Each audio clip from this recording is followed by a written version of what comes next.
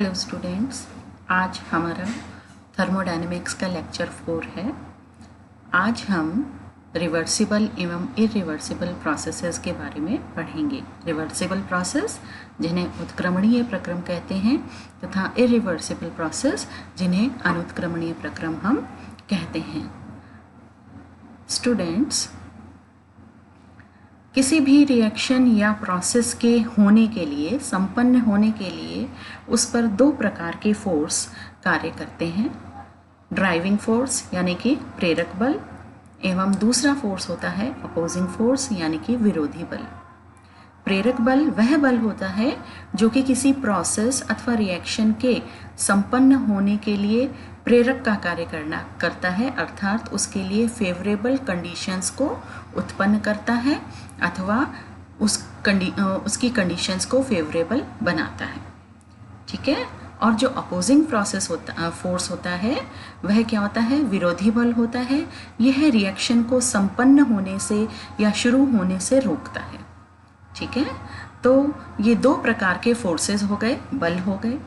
तो यदि प्रेरक बल है जो कि प्रेरित करता है रिएक्शन को संपन्न होने के लिए या स्टार्ट होने के लिए, प्रेरक बल हमेशा किसी भी रिएक्शन के संपन्न होने के लिए एवं स्टार्ट होने के लिए प्रेरक बल का मान हमेशा ज़्यादा होना चाहिए। किस बल की तुलना में? अपोजिंग फोर्स बल की तुलना में, यानी कि विरोधी बल की तुलना में। अतः हम ये मानते हैं कि यदि ड्राइविंग फोर्स डीएफ यानी ड्राइविंग फोर्स यानी कि प्रेरक बल का मान ग्रेटर देन ज़्यादा हो, किसकी तुलना में? अपोजिंग फोर्स यानी कि विरोधी बलों की तुलना में ज़्यादा हो प्रेरक बल का मान, तो हमेशा वह रिएक्शन अकर्स यानी संभव होगी, वह रिएक्शन हो जाएगी या वह प्रोसेस संभव हो जाएगा। और इसके विपरीत यदि विरोधी बल यानी अपोजिंग फोर्स का मान डिराइविंग फोर्स यानी प्रेरक बल की तुलना में अधिक हो तो वह रिएक्शन संपन्न नहीं हो सकती या वह रिएक्शन नहीं हो सकती। ठीक है। अब हम आते हैं ऊष्मागतिकी में।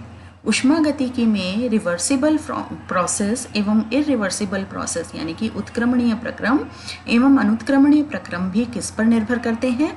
ड्राइविंग फोर्स यानी कि प्रेरक बल पे निर्भर करते हैं। तो यदि मान लिया यदि किसी प्रक्रम का ड्राइविंग फोर्स यानी कि प्रेरक बल का मान अपोजिंग फोर्स यानी कि विरोधी बलों की तुलना में प्रेरक बल का मान इनफाइनाइटसाइमली ग्रेटर यानी अनंत सूक्ष्म मात्रा से अधिक हो, यानी बहुत कम अधिक हो, अनंत सूक्ष्म यानी बहुत छोटी मात्रा, अनंत सूक्ष्म यानी बहुत छोटी मात्रा से अधिक हो, यानी थोड़ा सा अधिक हो, बहुत कम अधिक हो, तो क्या होगा? वह रिएक्शन, वह प्रोसेस होगा, संपन्न होगा, परंतु किस गति से होगा? वेरी स्लो, बहुत कम गति से होगा, यानी बहुत मंद गति से होगा। और यह प्रोसेस क्या कहलाएगा? उत्क्रमणीय प्रक्रम, रिवर्सिबल प्रोसेस कहलाएगा। इसका मतलब ये हुआ कि यदि किसी रिएक्शन का प्रेरक बल का मान ड्राइविंग फोर्स का मान विरोधी बलों की तुलना में अनंत सूक्ष्म मात्रा से अधिक हो तो वह प्रक्रम बहुत मंद गति से संपन्न होता है और वे प्रक्रम रिवर्सिबल प्रोसेस यानी उत्क्रमणीय प्रक्रम कहलाते हैं। तो उत्क्रमणीय प्रक्रम जब होते हैं तो इसका मतलब ये हुआ कि इस समय सिस्टम के जो स्टेट वेरिएबल्स हैं, अवस्था फलन हैं, यानी सिस्टम के जो गुण हैं जो कि अवस्था को प्रदर्शित करते हैं, जैसे टेम्परेचर, प्रेशर, कॉम्पोजिशन इत्यादि, ये गुण भी सराउंडिंग के स्टेट वेरिएबल्स की तुलना में अनंत सूक्ष्म मात्रा में अधिक होते हैं। क्या हुआ कि रिवर्सिबल प्रोसेस में जो तंत्र के गुण हैं, अवस्था फलन है या तंत्र को निर्धारित करने वाले गुण हैं जैसे टेम्परेचर, प्रेशर, उनका मान सराउंडिंग के गुणों की तुलना में, अवस्था फलनों की तुलना में अनंत सूक्ष्म मात्रा में अधिक होता है। या फिर हम ये कह दें कि जो तंत्र है वो परिपार्श्विक के साथ लगभग इक्विलिब्रियम में, साम्य में रहता है। हम ये कह दें कि फॉर एग्जाम्पल हमारे पास एक तराजू है। तराजू में एक तरफ हमने 10 किलोग्राम का वाट रख दिया, 10 किलोग्राम का वेट रख दिया, ठीक है, और दूसरी तरफ भी हमने 10 किलोग्राम का वेट रख दिया। तो दोनों तरफ बैलेंस बराबर होगा, यानी तराजू की पोजीशन दोनों तरफ बराबर होगी, ठीक है, और तराजू इक्विलिब्रियम में होगा, साम्य में होगा। अब हम ये करते हैं कि किसी भी एक पलड़े में क्या करेंगे, 1 मिलीग्राम वेट को ऐड कर देंगे, 1 मिलीग्राम वेट और रख देंगे। 1 मिलीग्राम वेट रख देंगे तो उस पलड़े का वेट, भार कितना हो गया, 10.001 किलोग्राम हो गया, और दूसरे पलड़े का भार वही रहा, 10 किलोग्राम रह गया। तो अब क्या होगा, तराजू जिस तरफ हमने 1 मिलीग्राम वेट को, भार को ऐड किया था, जोड़ा था, उस तरफ से तराजू धीरे धीरे उस तरफ का पलड़ा धीरे धीरे नीचे की ओर खिसकता जाएगा। इसका मतलब ये हुआ कि वह प्रोसेस संपन्न हो रहा है, परंतु अत्यंत धीमी गति से संपन्न हो रहा है ना। तो इस प्रकार हम ये मानते हैं कि रिवर्सिबल प्रोसेस, उत्क्रमणीय प्रक्रम हमेशा मंद गति से संपन्न होते हैं, और उत्क्रमणीय प्रक्रम में हमेशा तंत्र के अवस्थाचर सराउंडिंग के अवस्थाचर के साथ साम्य में रहते हैं। ठीक है, नेक्स्ट स्लाइड। फॉर एग्जाम्पल हम ये मानते हैं कि कि तंत्र एवं परिपार्श्विक आपस में ऊष्मा का विनिमय कर रहे हैं। ठीक है, आपस में ऊष्मा का विनिमय कर रहे हैं मतलब तंत्र एवं परिपार्श्विक की ऊष्मा लगभग साम्य में है, अर्थात उनका ताप लगभग साम्य में है। अब यदि तंत्र की ऊष्मा का मान इनफाइनाइटसाइमली यानी अनंत सूक्ष्म मात्रा से कम कर दिया जाए परिपार्श्विक की तुलना में, तो क्या होगा, परिपार्श्विक से ऊष्मा का स्थानांतरण होगा तंत्र की ओर, और यह प्रोसेस क्या कहलाएगा, रिवर्सिबल प्रोसेस कहलाएगा, है ना। इसी प्रकार यदि परिपार्श्विक की ऊष्मा का मान अनंत सूक्ष्म मात्रा से इनफाइनाइटसाइमली कम कर दिया जाए तंत्र की तुलना में, तो क्या होगा, जो तंत्र है वो क्या करेगा, हीट को इवॉल्व करेगा, यानी परिपार्श्विक की तरफ तंत्र जो है ऊर्जा को उत्सर्जित करेगा। अर्थात यह प्रोसेस यहाँ उल्टा हो गया, वहाँ तंत्र ऊर्जा को अवशोषित कर रहा था और यहाँ तंत्र ऊर्जा को उत्सर्जित कर रहा है। तो उत्क्रमणीय प्रक्रम वे प्रक्रम होते हैं जिनको हम रिवर्स भी कर सकते हैं, जिनको रिवर्स किया जा सके, यानी जिनको अपोजिट डायरेक्शन में, विरोधी डायरेक्शन में भी संपन्न करवाया जा सके। अर्थात हम ये कहते हैं कि परिपार्श्विक के वेरिएबल्स में, परिपार्श्विक के चरों में यदि हम अनंत सूक्ष्म मात्रा में परिवर्तन कर देते हैं तो उस प्रक्रम को हम उत्क्रमित कर सकते हैं। इस प्रकार के तंत्र रिवर्सिबल सिस्टम कहलाते हैं। अब आते हैं हम इरिवर्सिबल सिस्टम पे। अनुत्क्रमणीय प्रक्रम। अनुत्क्रमणीय प्रक्रम में क्या होता है, तंत्र की अवस्था के चर परिपार्श्विक की अवस्था के चर की तुलना में बहुत परिमित मात्रा में, अनंत सूक्ष्म मात्रा में नहीं, परिमित मात्रा यानी मेजरेबल, मापने योग्य मात्रा में डिफरेंट होते हैं, यानी भिन्न होते हैं। और परिमित मात्रा में भिन्न होने के कारण तंत्र एवं परिपार्श्विक कभी भी साम्यावस्था में नहीं रहते हैं। किसमें, इरिवर्सिबल सिस्टम में, यानी इरिवर्सिबल प्रोसेस में। ठीक है, और ये जो प्रोसेस होते हैं अनुत्क्रमणीय प्रक्रम, एक तो तंत्र एवं परिपार्श्विक आपस में कभी भी साम्यावस्था में नहीं रहेंगे, क्योंकि तंत्र के चर और परिपार्श्विक के चर फाइनाइट मात्रा में यानी परिमित मात्रा में एक दूसरे से डिफरेंट होते हैं, है ना, उनमें अंतर ज़्यादा होता है। और दूसरा, ये फास्टली संपन्न होते हैं, यानी तीव्र गति से संपन्न होते हैं, क्योंकि दोनों के गुणों में काफ़ी ज़्यादा अंतर होता है। और इस प्रकार के प्रोसेस जब दोनों के गुणों में अंतर होता है, तीव्र गति से संपन्न होते हैं, तो इस प्रकार के प्रक्रम को हम कैसे प्रक्रम कहते हैं, स्वतः प्रक्रम भी कहते हैं, स्पॉन्टेनियस प्रक्रम भी कहते हैं। और स्वतः प्रक्रम होने के कारण यह दूसरी दिशा में संपन्न नहीं हो सकते, यानी विपरीत दिशा में संपन्न नहीं हो सकते, अर्थात ये केवल एक दिशा में ही संपन्न हो सकते हैं। तो इनको रिवर्स नहीं किया जा सकता, इसलिए इनको इरिवर्सिबल यानी रिवर्स नहीं होने वाले प्रोसेसेस कहते हैं। फॉर एग्जाम्पल, दो या दो से अधिक गैसों को जब हम आपस में मिक्स कर देते हैं तो वो तुरंत मिक्स हो जाती हैं। ठीक है, अब हम ये माने कि अगर ये अपने आप एक दूसरे से सेपरेट हो जाएं, पृथक हो जाएं, तो ऐसा नहीं हो सकता। तो यह एक स्वतः प्रक्रम है। Dissolution of substance in solvent, जैसे हमने नमक को पानी में डाला, नमक को पानी में डालते ही घुल जाता है, तो तो यह जो घुलना है, नमक का पानी में घुलना है, यह एक स्वतः प्रक्रिया है, स्वतः प्रक्रम है। ठीक है, तो इससे उल्टा यानी इसका रिवर्स प्रोसेस कि पानी से नमक का अलग हो जाना अपने आप संभव नहीं है। ठीक है, इसी प्रकार से expansion of gas in vacuum, ये एग्जाम्पल हमने पहले भी पढ़ा था कि अगर हम किसी गैस का निर्वात में प्रसार कराते हैं तो वो ऑटोमेटिकली होता है, स्वतः होता है, अपने आप होता है। परंतु अगर हम ये सोचें कि हम अब इस गैस को पुनः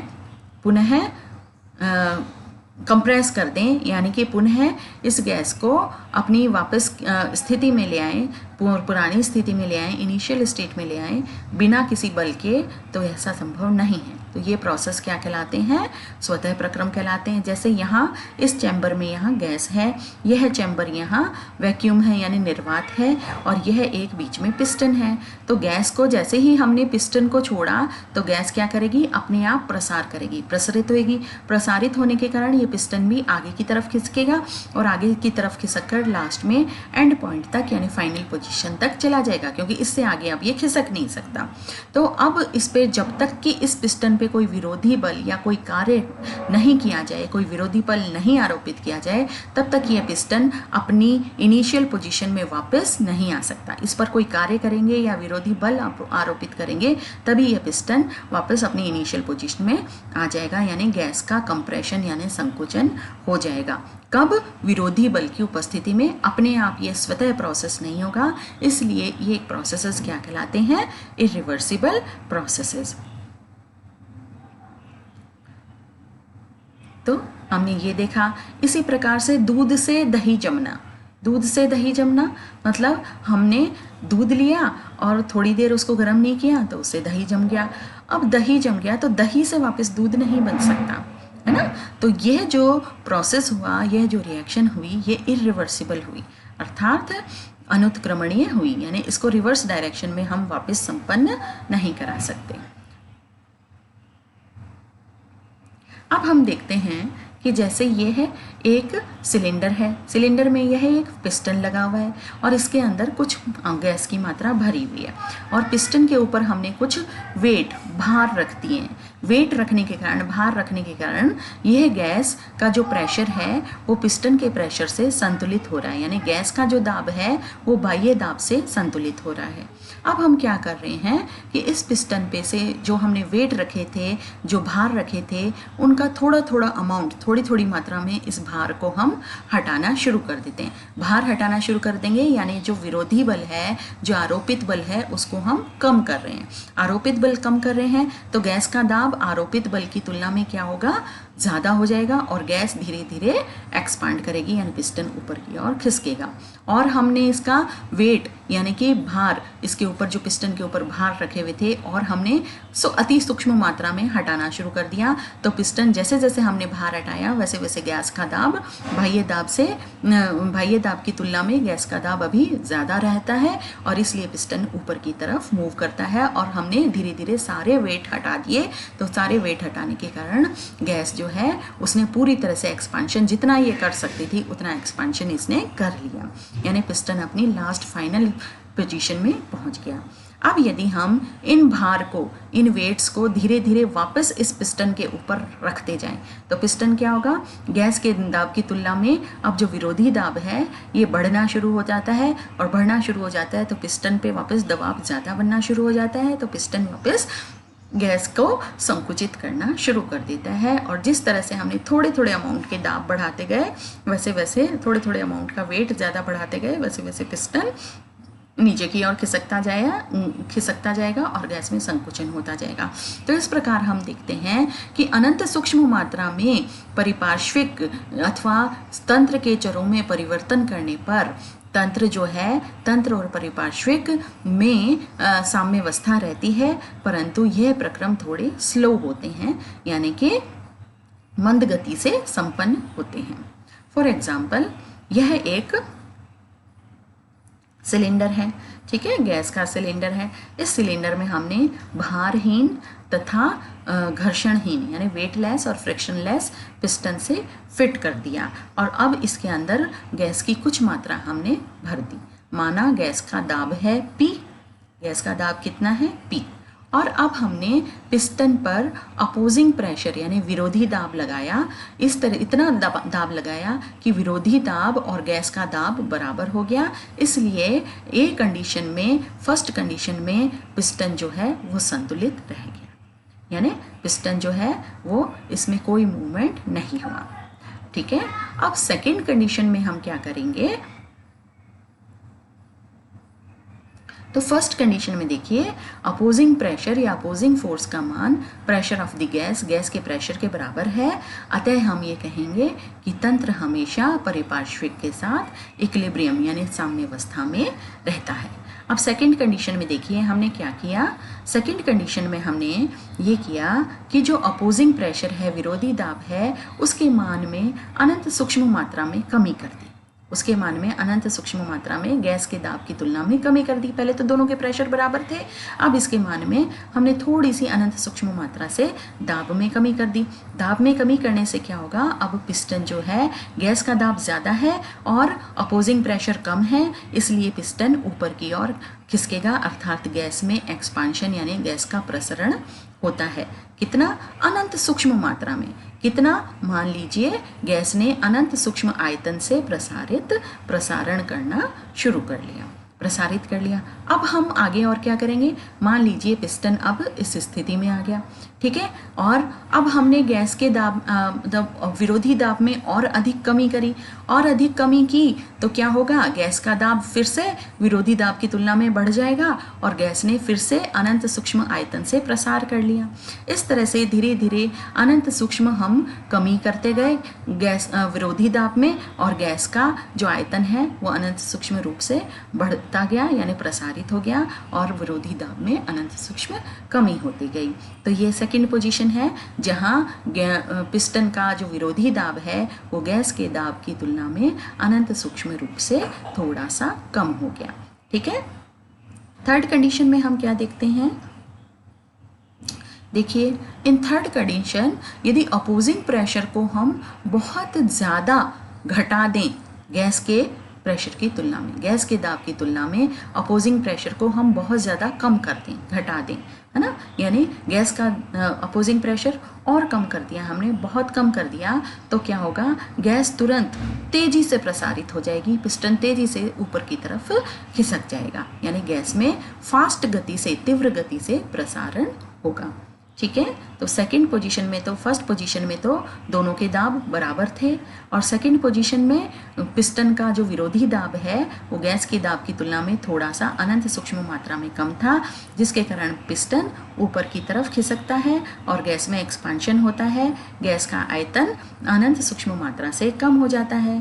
थर्ड कंडीशन में हमने देखा कि सेकंड कंडीशन में ही हम देख रहे हैं कि जो गैस का आयतन है वो अनंत सूक्ष्म मात्रा से बढ़ गया था, और इस एक्सपांशन को हम क्या कहते हैं, रिवर्सिबल एक्सपांशन। अर्थात यदि हम पिस्टन के दाब में, विरोधी दाब में यदि हम अनंत सूक्ष्म मात्रा में वृद्धि कर दें तो फिर से ये पिस्टन नीचे की ओर खिसकेगा, यानी गैस का संकुचन हो जाएगा। अर्थात यह जो प्रक्रम हुआ यह कैसा प्रक्रम हुआ, रिवर्सिबल प्रोसेस। कैसा प्रोसेस हुआ, उत्क्रमणीय प्रक्रम।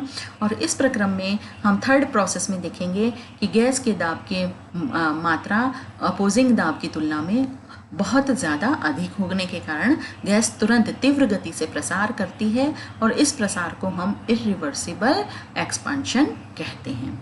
यहाँ ये रिवर्सिबल हुआ क्योंकि हमने दोनों दाबों में जो अंतर है, गैस के दाब और विरोधी दाब में अंतर अनंत सूक्ष्म मात्रा में ही अंतर है, अर्थात विरोधी दाब गैस के दाब की तुलना में अनंत सूक्ष्म मात्रा में ही कम था, इसलिए गैस ने थोड़ा सा एक्सपांशन कर लिया, बहुत स्लो गति से किया, इसलिए इस प्रकार के एक्सपांशन को हम रिवर्सिबल कहेंगे।